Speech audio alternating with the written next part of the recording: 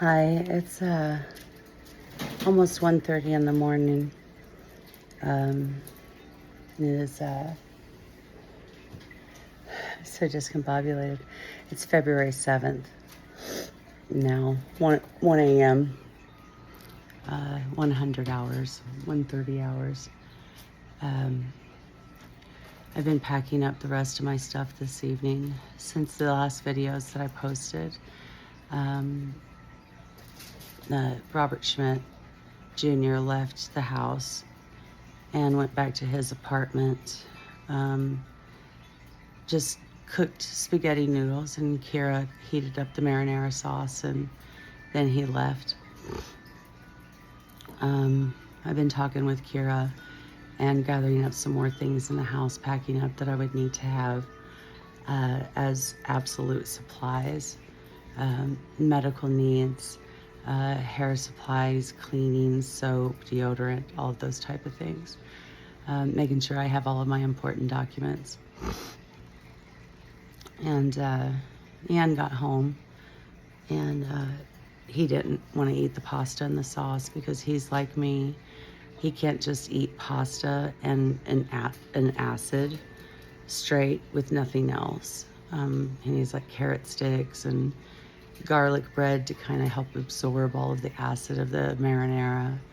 And he needs protein like I do. His body thrives more on protein than what it does on starch. He's just like me, more protein, vegetable, less starch. My husband, Robert Schmidt Jr., I don't want to call him my husband, sorry, and my daughter, they lean more towards salty things and starchy things. Excuse me, I'm gonna pop open this Coke here, even though it's 1:30 in the morning. This girl deserves a Coke. If I could buy the world a Coke, maybe we could live in perfect harmony. If you know, you know. So my son just went off to bed after I kind of told him a little bit about what had been going around here this evening. And, kind of filling him in on some stories. And he was pretty appalled at the way Robert Schmidt Jr. is behaving. My children, I raised them to be very polite and to be respectful. So they don't say negative, derogatory things. They may call a specific behavior incompetent, or that's just not right, or that's unfair, those type of things. But they will never criticize their father. And anytime they have attempted to criticize him through this process of what we've been going through for the last 18 months, just over 18 months, because this started after I had another emergency surgery last month. So it's actually more like 12 months. In March of 24, I had an emergency surgery because my counselor had suggested that instead of me fighting with the family about cleaning the house or wearing myself out and injuring myself trying to do the housework, to just quit doing the housework. And eventually my family would decide that having a clean house was more valuable to them. They didn't. I wound up getting a staph infection from my own toilet in my own house on my buttocks, from the part where the toilet seat, the seat and the lid meet. And it has those little grooves and cracks where like gunk get into, and a lot of people just don't clean it. Well, they weren't cleaning, and any cleaning they were doing was clearly not appropriate enough to clean that area to prevent me from getting a basic staph infection. So my husband got the same pimple in the exact same spot at the exact same time, except for his body knocked it down. I gave him an essential oil protocol that I created that both of us was using. It kept it from running rampant and getting as worse as I think it could have if I didn't have that intervention that I created. But for him, it completely healed his issue without ever having to go to the doctor. For me, it got worse. And at one point in time, it exponentially started getting worse, exponentially fast. I mean, instead of having a half life, it was having a double life. So I wound up at the hospital and having a chunk this big, diameter, circumference of this hole out of my butt cheek, about the upper middle part of the butt cheek, where your butt would wind up hitting such a spot as that in the bathroom. Or I'm sorry, on the toilet, in the toilet seat where those hinges are. So I wound up having emergency surgery a year ago, and I was out of commission. That wound took 12 weeks to cover with something that resembled skin, but it was not tough, it was not durable, it was not thick, it did not fill in completely. It still has a devet to it. That's not the right word, forgive me. You guys know what I'm talking about, I'm sure. So it's still, concave. It's got a dent, and the tissue's still very serious. I'm sorry, like I said, it's 1:30. I've been up since 9:30 this morning, and I'm just exhausted by all of this. But it's didn't fill out. It didn't plump up to the shape of my normal skin, and the tissue is still extremely sensitive to the touch. Fabric, something hard touching it, something sharp touching it, or like a shower. Like you're standing there to wash your shower, and the stream of the shower head hits that area, and it can be painful. So I've reached a point where the surgeries that I'm having have long-standing pain that it doesn't heal, and the nerves come back. So I know, nasty habit, I quit for 20 years. But to deal with the stress of everything that's going on, 2 years ago, about right now, I decided as a revolt to my husband that I would start smoking again, and I would go buy these little ferrets right here. We've got a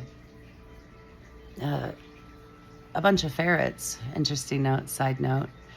A group of ferrets is called a business. And the first one that we got was a surrender, and she was much older. And we decided to we were talking about naming her Bee and Beatrix. And then I was like, ooh, Beatrix, from the Kill Bill series. And there was another pet store that had 3 of them that came from the same, like they have these dots on their ears tattooed on there that let you know that this specific breeder, I can't remember the name right now. If anybody wants to, you can drop it down in the comments what that breeder is. But they put 2 dots on the tattooed on the ear to let it know that it came from that specific breeder, and it also has been spayed or neutered and descented. So another retailer, another small pet store, had 3 of them that he had ordered from the exact same very reputable ferret breeder. So we bought 3 of them so we would have a business, because we found out what a group of ferrets was. And it's called a business. Well, since the first one was named Beatrix from Kill Bill, we named the boy that we got Bill, and we named one of the girls Oren, and we named one of the girls Vernita. If you know, you know. So that's what our business of ferrets is. So I started smoking 2 years ago. So they're 2 years old now. And I started smoking 2 years ago whenever the stress of dealing with all of this and having that surgery and things like that was just too much. And I was just getting animosity and hate from every corner of every agency, of every person that was in my life. So I went and bought these ferrets because I've always, my entire life, wanted to have ferrets. I liked the movie Beastmaster whenever I was little. If you know, you know. And I always wanted to name him Pongo and whatever the other name was. Again, if you can remember the name for me, go ahead and drop it in the comments. That would be great. Helps the channel out, as all creators say. So my little business is here. And as a revolt to the abuse my husband was putting me through. I started smoking because he hates cigarette smoking. And he didn't want me to buy ferrets. He's just always told me for 31 years at that point in time that eventually I could get ferrets. So I just took my money that I had saved up from my Social Security money. And at that point in time, I was still working. So it was also money for my business that I used to buy their entire setup, their cage, litter pans, their playthings. That whole box up there is full of toys and balls. And those are extra toilet bins for them. And then they have toilet bins in there. And we change it out with horse litter on a daily basis to keep them nice and clean. And put stuff in the water to keep them, because even if they're descented, they still have a little bit of a scent to them if they're not washed and given that stuff to go into their water, and the bedding's cleaned. So you can walk into my house and you would never know that there's dogs, cats, ferrets, birds, turtles, lizards, and a rabbit all in this house, because it usually smells really good. Even with me smoking in the dining room with the door open, of course, it's colder outside than it is in here, so that creates a negative vacuum and sucks the smoke just directly out there, so it doesn't wind up in the house stinking as much. Still, I need to clean, do incense and things like that, and run the house fan to get rid of that smell, but I digress. So everybody's went to bed, and I decided to stay down there and have a cigarette and have a Coke and make a video at the beginning of the next day after what had happened. I'm asking my kids to let me use the phone so I can make a video of the text messages that show a play-by-play of what happened yesterday. I believe it was April 5th, Monday. The Monday after Easter, 2026, to help with calendar and clarification in what I'm saying. So while I was out hiding away from him, he finally left the house, and my daughter let me know, and so I came back. And we discussed some things and just had a nice little conversation. I hugged her. I apologized for her being put under stress. Before I came back to the house, I texted her and I asked her, is there anything that you need? Were you happy with just spaghetti and pasta sauce for dinner? Or did you guys actually make it? Do you need me to pick up hamburger? Do you want me to stop by Chick-fil-A? What do you need? What do you need before I head home? I was getting gas and picking up a couple of snacks from a gas station and some cigarettes. So she said that she was full and she was happy with the pasta and marinara. Ian was not happy whenever he got home, so he actually wound up going to bed, at about 1:15 because he stayed up with me. Got home about 11 p.m. and he stayed up with me to kind of talk with me and let me fill him in on some of the stuff that went on, but he hasn't got a chance to read all of the messages either. I told him about this YouTube channel and the videos that I'm making, and that I thought it would be really great if my family and those who know me interacted with the YouTube channel from their YouTube channels instead of me playing for them the videos myself and not getting the interaction, the For You pages, the algorithm benefits, right? And so I hope that they'll do that for me. I think it would be really cool for my kids to do that, and maybe my husband could actually watch the videos that I've made and possibly learn something about the things that I say. I'm figuring out what I want to dedicate my life to, the books I want to write, the apps I want to make, the connections with other creators that I want to make, and all of these different types of things. I'm going to be in a major transition process for a while. I imagine for the rest of the year of the horse. I'll probably be stabilized somewhere later in the year of the horse. I haven't even bothered to look farther ahead as to what the next year or astrology alignments.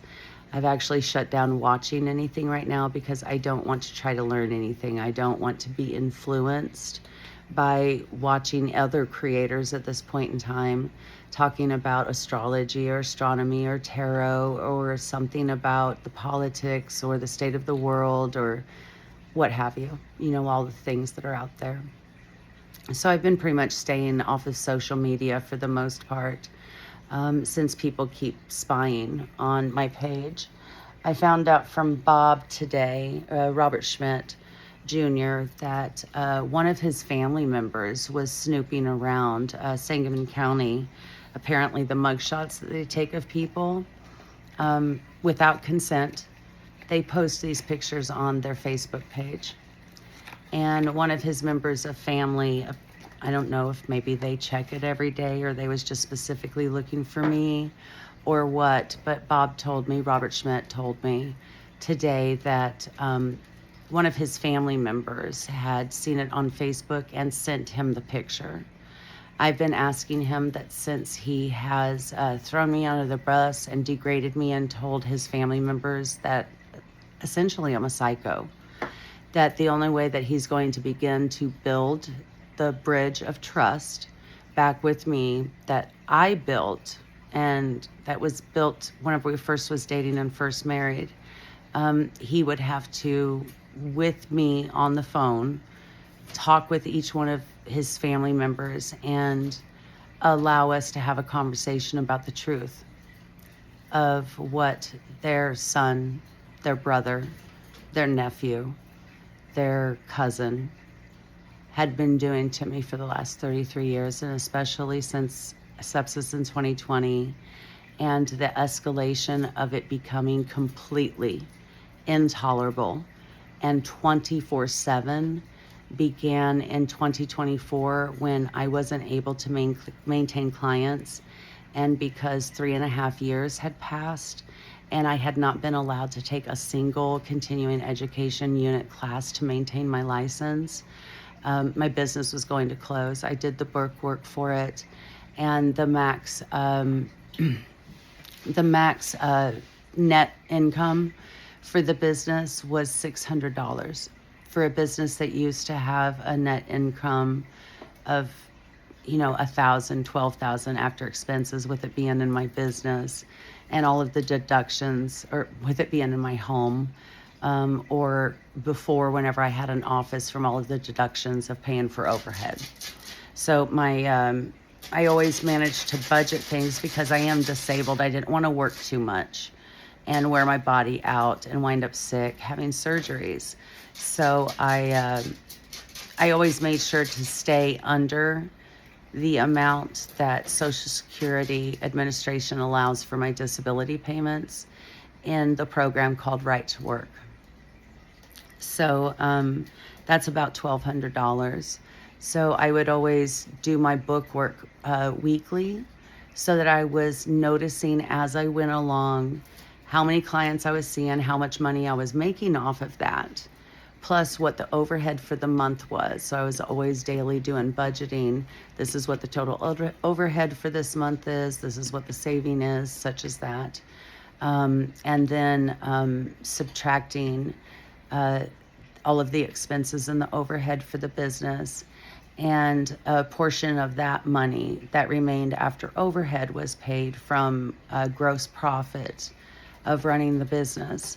A portion of that would become my pay, and if there was nothing left, then I didn't get paid in the last 20 years of me running the business. If my husband had been taking cash out of my cash box every single day of the month, and I was losing $200 a day that way, by the time I got to book work, things just weren't well.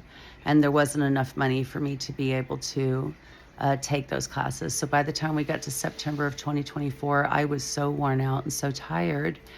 And I was losing clients because how rude my family was being to them whenever they was here. They were just being downright disrespectful to my clients and to me while I was attempting to run my business in this home. And so in September of 24, I went ahead and officially closed my business and retired. White Flower Body Work at about 10 years of business. I was in, with White Flower, I think it was about 7 years of business, so a total of 20 years being self-employed, running a holistic healing business and helping countless numbers of people. I don't know, training at least 10 different massage therapists, attuning at least 5 different people to Reiki, holding at least 4 clinical aromatherapy classes. So this is how many people's lives I've impacted in the last 20 years. And so I'm not a violent person. I'm a healer. I love Mother Earth. I worship the one true Creator and Jesus Christ. I am not a Christian in the sense of what the religion has become. I'm more spiritual based. I believe that all religions, all belief systems throughout time and throughout humanity hold a portion of the whole truth. And if we listen and we pay attention and we talk to each other enough, we will find the commonality and how all those different things can be amalgamate together to create the one true belief. But through meditation and seeking my what do they call it? Cosmic guide, soul guide, whatever was that. It took about 8 years of meditation continuously attempting to find my soul guide. And whenever my soul guide finally appeared, it turned out to be Jesus, and he was not well. It was really sad how Jesus looked at that moment. And I asked him, Lord, why do you look this horrible? And he said, your lack of relationship with me, your lack of faith in me, your lack of belief in me has hurt me. That hurt was something that's a long time ago. I can't remember paraphrasing. That hurt is being shown to you upon my body. You did this to me. You did this to me through your lack of faith, your lack of belief, your lack of commitment to my lessons. I was your guide, and I love you completely, but you have starved me because you don't pay attention to me. You don't take care of me. You don't listen to my words. You don't follow the commandments that you have been given and the lessons that I have given, so that my death means something for you, for your eternal life.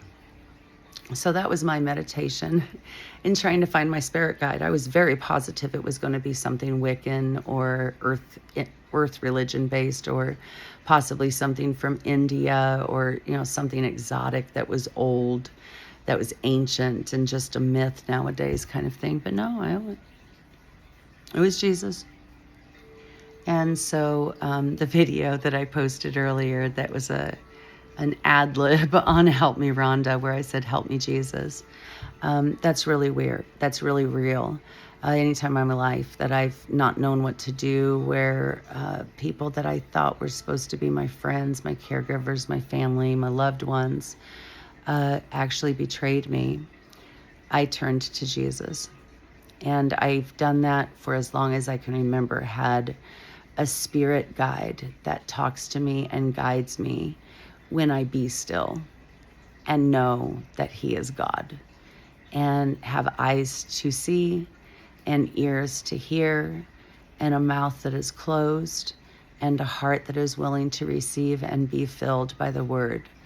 And so I believe everything that happened and me being put in jail was, while I was hiding out tonight, I was listening to the radio for a Christian station, and there was some Easter services, since I missed Easter being in jail and such, and Good Friday and everything that I had tried to plan for our family to do for that weekend.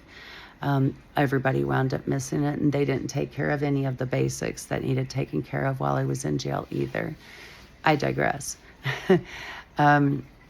So there was a lot of plans that I had for doing things, and it didn't work out, and things are not working out. I'm going to read the text message, create a video, hopefully tomorrow morning, reading the text messages that I created as a timeline diary in real time, in a 3-way communication between me, Robert Schmidt Jr., my daughter, and my son. I won't use their names. because I have not asked their permission to, and I don't think their names need to be, just my name being here and who I am opens them up to potential scrutiny from somebody, perhaps their paternal family. So my plan is hopefully to be able to stay here for the next couple of days. I have a doctor appointment with a new GI on Thursday. It's now Tuesday early morning in St. Louis. So I'm getting everything packed in my truck that it's hid there as of, by noonish, 11:30, before Robert Schmidt would have a chance to take a lunch or come over here, because I know he won't come over here in the morning. But I want to have everything in my truck, and everything that I have. I've been working really hard these last 4 months since I've been back to make sure that I have important documents and medical supplies and the things that a person should have if they're going to be living out of their trucks on the streets, because their 2,400 square foot dream house is not safe for them. So that's the final update. This video has gotten a little long in the tooth, as they say. But I think that's all for now. If you made it this far, I appreciate you so much for listening. If this video and the things that I'm mentioning that have happened to me resonates with you, I'm so sorry for what you have suffered. It was not your fault. You really were a victim of narcissistic abuse. Narcissism is part of the, I think, cluster B personalities, but it's right there. Narcissistic abuse is, a narcissist is there with a psychopath and a sociopath in their behaviors, and both have like interchanging behaviors. And typically the way that you can distinguish one from the other is based on what they do to their victims. So either psychopath or sociopaths are people like Jeffrey Dahmer, and narcissists with psychopathic tendencies and psychopathic problems with narcissism, coupled with narcissism, that's a very, very dangerous person. And because it's covert narcissism, where everybody, like even whenever I was in the jail and I made a phone call, because he's my only contact, only phone number I had memorized in my head to be able to contact, to be able to get a ride back home and things like that. I'm just doing the best that I can. And this video is almost 30 minutes long. Sorry. Maybe I'll do some editing before I upload it, if YouTube won't let me have one this long.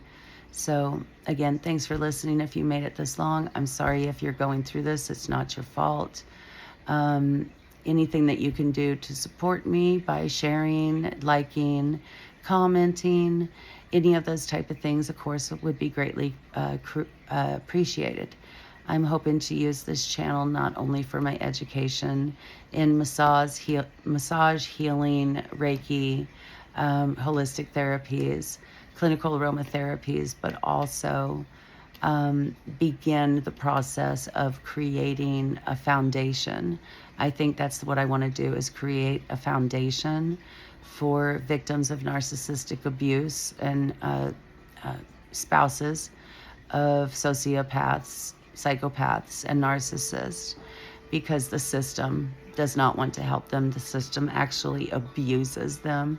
So I think it would be really neat to start this channel, do different types of work that I want to do, and have that money be donated to a foundation that's designed to help people like me that need a way out, an alternative to the final decision that none of us want to speak about or talk about. So again, thank you for listening. God bless. Many blessings. Be well. Namaste.